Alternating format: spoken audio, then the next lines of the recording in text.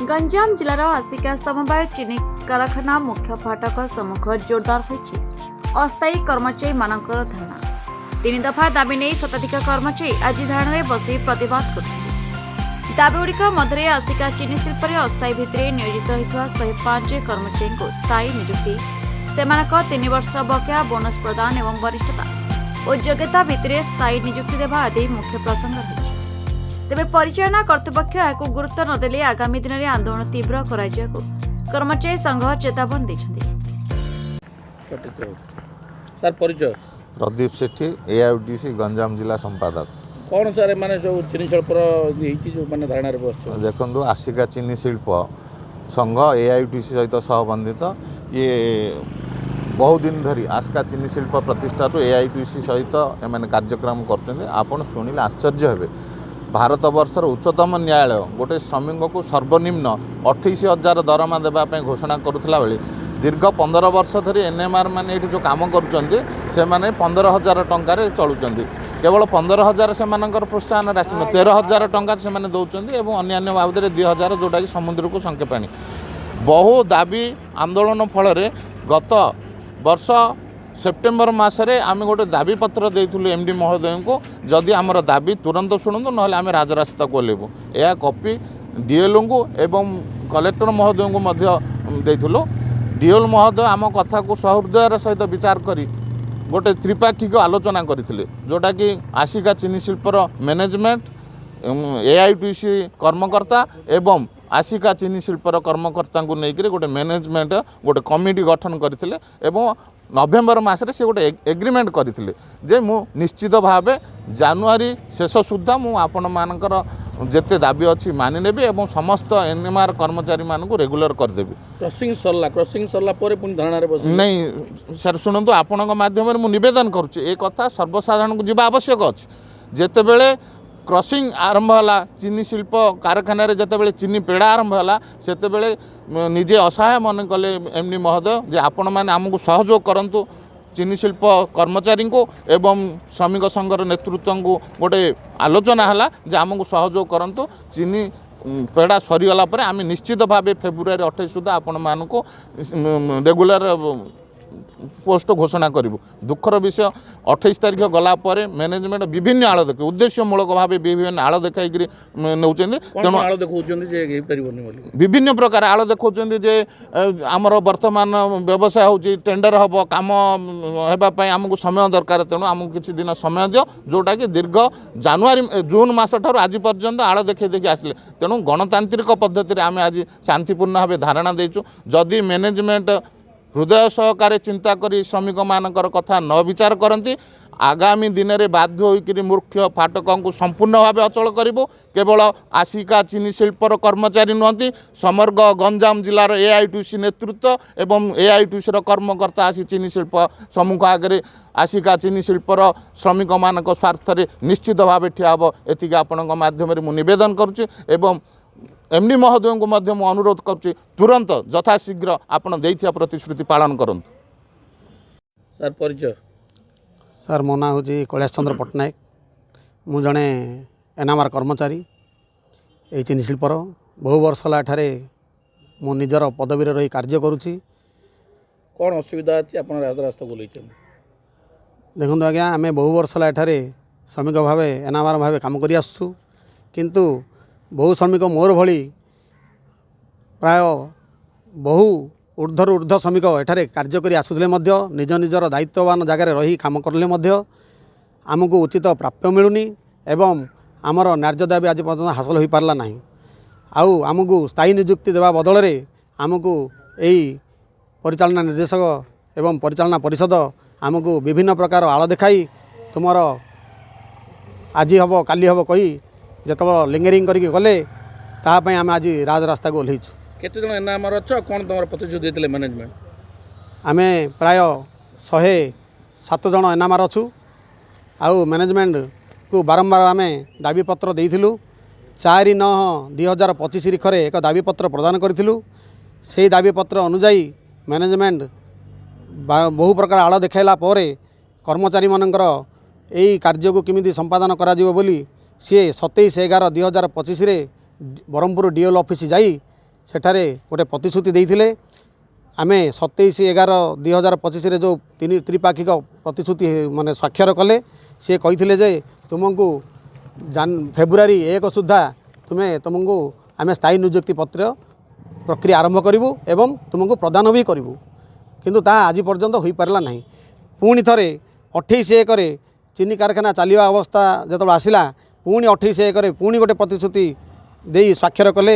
GAD number 2477 ଗୋଟେ ପ୍ରଦାନ କଲେ ଦାବିପତ୍ର ଆମକୁ ଦେଲେ, ଗୋଟେ ଲିଖିତ ପ୍ରତିଶ୍ରୁତି ଦେଲେ ଯେ ତୁମକୁ ଆଉ ଗୋଟେ ଫ୍ୟାକ୍ଟ୍ରି କ୍ରସିଂ ସିଜନ୍ ସରିଲା ପରେ ତୁମକୁ ଆମେ ସ୍ଥାୟୀ ନିଯୁକ୍ତି ପ୍ରଦାନ କରିବୁ, କିନ୍ତୁ ତାହା ମଧ୍ୟ ହୋଇପାରିଲା ନାହିଁ।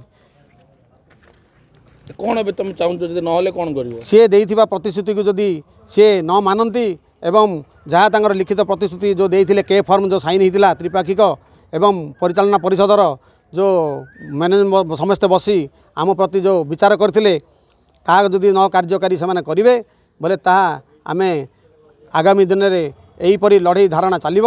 କିନ୍ତୁ ମଲେ ମରିବୁ ପଛେ ଶ୍ରମିକମାନେ ଛାଡ଼ିବୁ ନାହିଁ। ଏବଂ ଆମର 3ଗୋଟି ଦାବି ଥିଲା। ଗୋଟିଏ ଦାବି ହେଲା ଏନାମାରମାନଙ୍କୁ ସ୍ଥାୟୀ ନିଯୁକ୍ତି, ଦ୍ୱିତୀୟ ଦାବି ହେଲା 4 ବର୍ଷର ରହିଥିବା ବକେୟା ଇନସେଣ୍ଟିଭ୍ ବୋନସ୍ ଏବଂ ତୃତୀୟ ଦାବି ହେଲା ବହୁ ବର୍ଷ ହେଲା ଯେଉଁ କର୍ମଚାରୀମାନେ କାମ କରି ଆସୁଛନ୍ତି ସେମାନଙ୍କୁ ପଦୋନ୍ନତି ଦେବା। ତାହା ଆଜି ସୁଦ୍ଧା ମ୍ୟାନେଜମେଣ୍ଟ କରୁନାହାନ୍ତି।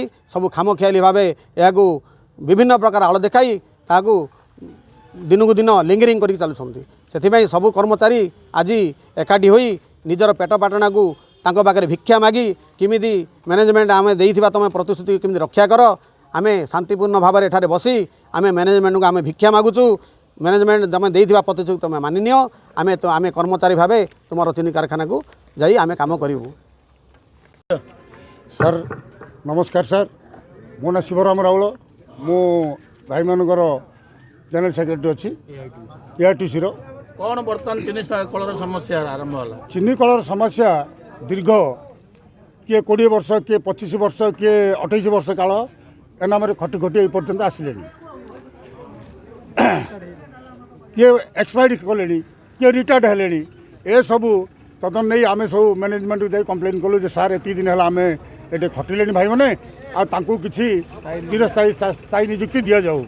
ସେ କହିଲେ ଠିକ୍ ଅଛି, ମୁଁ କିଛି କରିବି, ଗଭର୍ଣ୍ଣମେଣ୍ଟ ଅମକ ସମକ ସେଠି କହିଲେ ନାଇଁ ଚାଲ DL ଅଫିସ୍। ଆମେ ଲେଖି କପି ଟୁ କଲୁ। DL ଅଫିସ୍ରେ ଆମର ମିଟିଂ ହେଲା। DLର ଥାଇକିରି ସାର୍ ମାନେ ଥାଇକିରି ଆମର ରାମକୃଷ୍ଣ ପଣ୍ଡା ପ୍ରେସିଡେଣ୍ଟ ଥାଇକିରି ସବୁ ଗୋଟେ ଏଗ୍ରିମେଣ୍ଟ ହେଲା କେ ଫାର୍ମରେ ଯେ ଆମ କେଉଁ ଡେଟ୍ଟା 27/11 ଆମେ ଗୋଟେ ଏଗ୍ରିମେଣ୍ଟ ହେଲା। ସେଇଠି ଗୋଟେ ଚାଲିବ କେତେ ଦିନ ଆମେ ଦେଉଛୁ, ମାନେ ପ୍ରତିଦିନ ଅମକ ଡେଟ୍ରେ ତୁମେ ଦିଆହେବ ଫେବୃଆରୀରେ। ସେଇଟା ସେ ଡେଟ୍ ପଳେଇଲା ଆଜ୍ଞା। ପ୍ଲାଣ୍ଟ ଚାଲିବା ଉପରେ ବ୍ୟସ୍ତ। ସେ କହିଲେ କିଛି ଦିନ ସମୟ ଦିଅ। ସେ ସମୟ ହେଲେ ଆମେ ଦେଲୁ ଆଜ୍ଞା।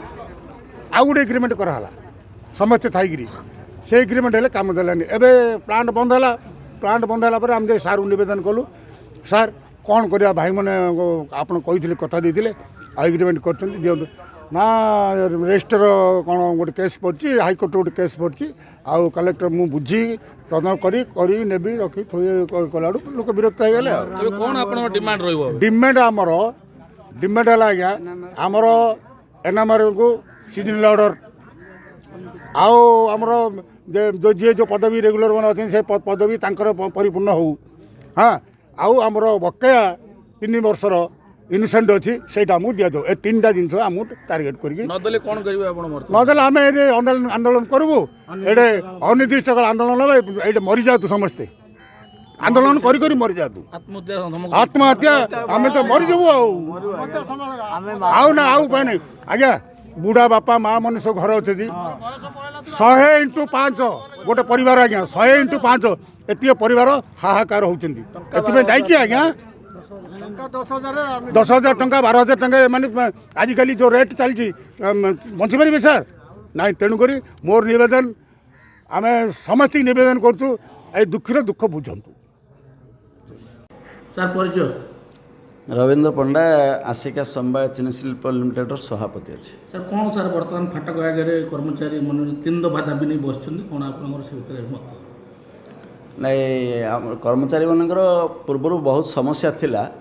ମୋର ପରିଚାଳନା ପରିଷଦ ନିର୍ବାଚିତ ହୋଇ ଆମେ ଆସିବା ପରେ ଆମେ କର୍ମଚାରୀମାନଙ୍କର ବହୁବିଧ ହିତ ସାଧନ ପାଇଁ ବିଭିନ୍ନ ପ୍ରକାର ପଦକ୍ଷେପ ନେଇଛୁ ଏବଂ ଆପଣ ଶୁଣି ଆଶ୍ଚର୍ଯ୍ୟ ହେବେ 2016 ମସିହାରୁ ଆପଣଙ୍କର ବୋନସ୍ ଇନିସିଏଟିଭ୍ ସେମାନେ ପାଇନଥିଲେ, ଆମେ ତାକୁ ଦେଇଛୁ, ଇନିସିଏଟିଭ୍ ଦେଇଛୁ ଏବଂ କିଛି ସିଜନାଲ କର୍ମଚାରୀଙ୍କୁ ରେଗୁଲାର କରିଛୁ ଏବଂ ଆପଣ ଆହୁରି ବଡ଼ କଥା ଗୋଟେ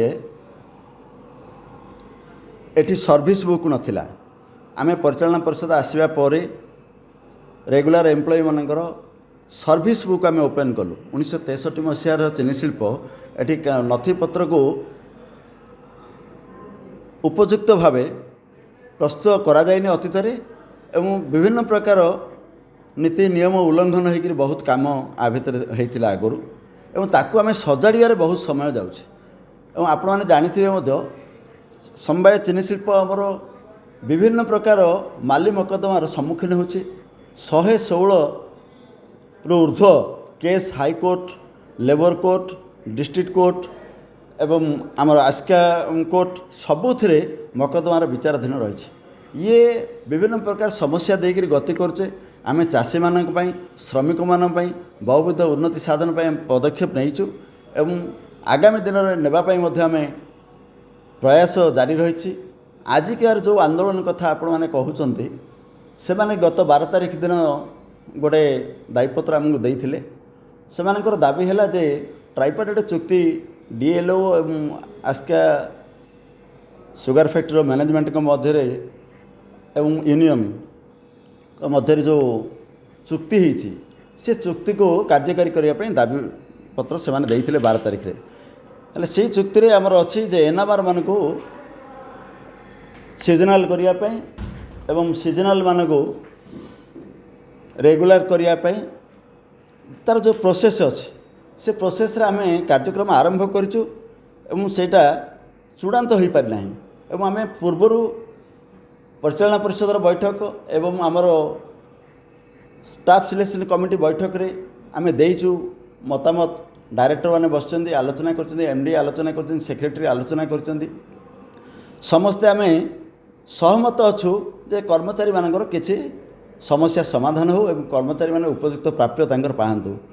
କିନ୍ତୁ ଯେଉଁଟା ଓଡ଼ିଶା ସମବାୟ ଆଇନ ଏବଂ ଆମର ସୁଗାର ଫ୍ୟାକ୍ଟ୍ରିର ଯେଉଁ ସମବାୟ ସୁଗାର ଫ୍ୟାକ୍ଟ୍ରିର ଆଇନ, ଏ ସବୁକୁ ଭିତ୍ତି କରି ଆମେ ନିଯୁକ୍ତି ଦେବା ପାଇଁ ପଦୋନ୍ନତି ଦେବା ପାଇଁ ଯେଉଁ ଆବଶ୍ୟକ ହେଉଛି ସେଇଥିରେ ଟିକେ ବିଳମ୍ବ ହେଉଛି ଏବଂ ଆମର ପ୍ରକ୍ରିୟା ଜାରି ରହିଛି।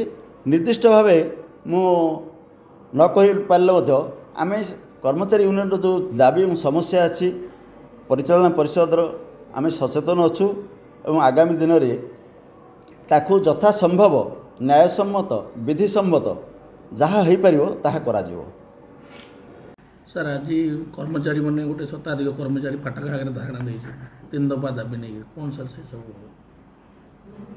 ଏଠି ଆମର ଆସ୍କା କୋଅପରେଟିଭ୍ ସୁଗର ଇଣ୍ଡଷ୍ଟ୍ରିରେ 3ଟା କ୍ୟାଟେଗୋରୀର ୱାର୍କର ଅଛନ୍ତି। ଗୋଟେ ହେଲା ରେଗୁଲାର, ଆଉ ସିଜନାଲ, ଆଉ NMR କର୍ମଚାରୀମାନେ ଦାବି କରୁଛନ୍ତି ଯେ ସେମାନଙ୍କୁ ସିଜନାଲ ବା ରେଗୁଲାର କରାଯାଉ ବୋଲି। ସେଇ ଦାବି ନେଇକି ସେମାନେ ଆଜି ଷ୍ଟ୍ରାଇକ୍ କରୁଛନ୍ତି। ଏହି ବିଷୟରେ ଅତୀତରେ ଆମର ତାଙ୍କ ସହିତ ତାଙ୍କର ୟୁନିୟନ ସହିତ ଆଲୋଚନା କରାଯାଇଛି ଏବଂ କରାଯାଇକି ଆମେ ଲେବର ଡିପାର୍ଟମେଣ୍ଟଙ୍କ ସହିତ ସେମାନେ ବି ଡାକିଥିଲେ। ଲେବର ଡିପାର୍ଟମେଣ୍ଟ ତାଙ୍କ ସହିତ ଆମେ ଆଲୋଚନା କରିଥିଲୁ ଏବଂ ସେଠି ନିଷ୍ପତ୍ତି ବି ହେଇଥିଲା ଯେ ଏଇ ଯେଉଁ ଆମର NMR ଅଛନ୍ତି ସେମାନଙ୍କର ଏଲିଜିବିଲିଟି, ତାଙ୍କର ଏଫିସିଏନ୍ସି, ତାଙ୍କର ଏଜୁକେସନାଲ କ୍ୱାଲିଫିକେସନ୍, ଆମର ଭେକେନ୍ସି ଏସବୁକୁ ଆଧାର କରିକିରି ଯେତେବେଳେ ଗଭର୍ଣ୍ଣମେଣ୍ଟର ଯେଉଁ ଗାଇଡ଼ଲାଇନ୍ସ ରହିଛି ତାକୁ ଆଧାର କରିକି ଏଇ ଯେଉଁ ଲୋକମାନଙ୍କର ଯେଉଁ NMR ଆମର ଏମ୍ପ୍ଲୟି ଅଛନ୍ତି ସେମାନଙ୍କୁ କିପରି ଭାବରେ କ'ଣ ତାଙ୍କର ଯେଉଁ ନ୍ୟାୟ ଦିଆଯାଇପାରିବ ସେ ବିଷୟରେ ନିଷ୍ପତ୍ତି ନେବା ପାଇଁ ଲେବର ଅଫିସରେ ଆମର ଆଲୋଚନା କରାଯାଇଥିଲା, କିଛି ସେଟଲମେଣ୍ଟ କରାଯାଇଥିଲା। କିନ୍ତୁ ତାର ପରବର୍ତ୍ତୀ ଅବସ୍ଥାରେ ଅନେକ ଗୁଡ଼ାଏ ଜିନିଷ ହେଇଛି। ଏଇଟା ଯେଉଁ ଲେବରରେ ଯେଉଁ ଆଲୋଚନା କରାଯାଇଥିଲା ଲେବର ଅଫିସରେ ସେଇଟା ନଭେମ୍ବର ମାସ 27 ତାରିଖରେ କରାଯାଇଥିଲା ଏବଂ ତାର ପରବର୍ତ୍ତୀ ଅବସ୍ଥାରେ ଡିସେମ୍ବର ମାସରେ ଆମର ସ୍ପେଶାଲ ଅଡ଼ିଟ୍ ଆସିଲା। ସ୍ପେଶାଲ ଅଡ଼ିଟ୍ରେ କୁହାଗଲା ଯେ ଗତ 10 ବର୍ଷ ଭିତରେ ବହୁତ ଇଲିଗାଲ ଆପଏଣ୍ଟମେଣ୍ଟ ହେଇଛି ଏବଂ ତାପରେ କୁହାଗଲା, ସେମାନେ କହିଲେ ଯେ ଆପଣଙ୍କର 66 ଜଣଙ୍କର ଏଇଠି आस्का कोऑपरेटिव सुगर इंडस्ट्री रे तांकर इनक्वारी चली एवं सेमानंकर जो शिक्षागत योग्यता एसबू जिनस संदेहजनक डाउटफुल ता उपरे भी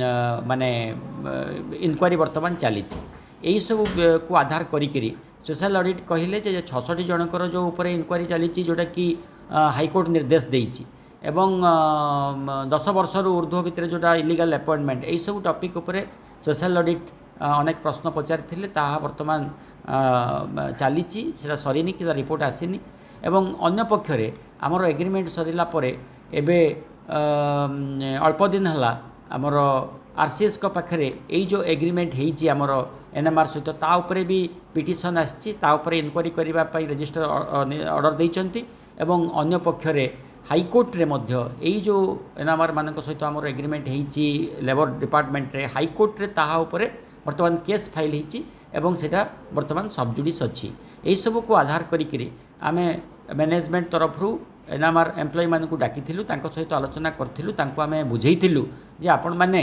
वर्तमान आमको किसी समय दिंतु आपण मानकर जहाँ न्याज्य दाबी ताकू आमे निश्चित भाव विचार आलोचना माध्यम ताकू समाधान करने आम चेष्टा करुचु किंतु जेहेतु ये गवर्नमेंटर नीति नियम प्रोसीजर सब फॉलो करने को पड़ो से किसी ना किसी समय दरकार पड़ुची एवं से समय दवापाई आम अनुरोध करूँ किंतु से माने आज वर्तमान स्ट्राइक रे बसचंती आमे यही विषय रे स्ट्राइक विषय रे रजिस्टर कलेक्टर एवं कमिशनर कोऑपरेशन डिपार्टमेंट ए समस्त को आमे अवगत करैचु एवं जेते शीघ्र हबो एई जो समस्यार समाधान करने आमे पदक्षेप ग्रहण करूचु से माने बसले कि परिचालन निश्चित भाव रे से माने आमर सुगर इंडस्ट्री रो गोटे पार्ट एंड पार्सल जदि से माने स्ट्राइक करिवे ताहले निश्चित भाव रे सुगर फैक्ट्री रो जो विभिन्न कार्य बाधा प्राप्त हबो एवं सेटा कि आम वर्तमान चाहूनु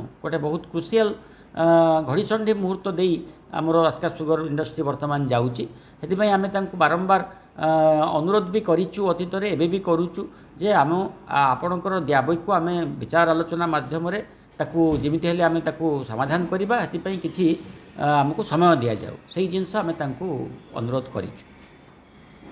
आसिकारु हरिहर पाढ़ी रिपोर्ट नारद न्यूज ओडिया।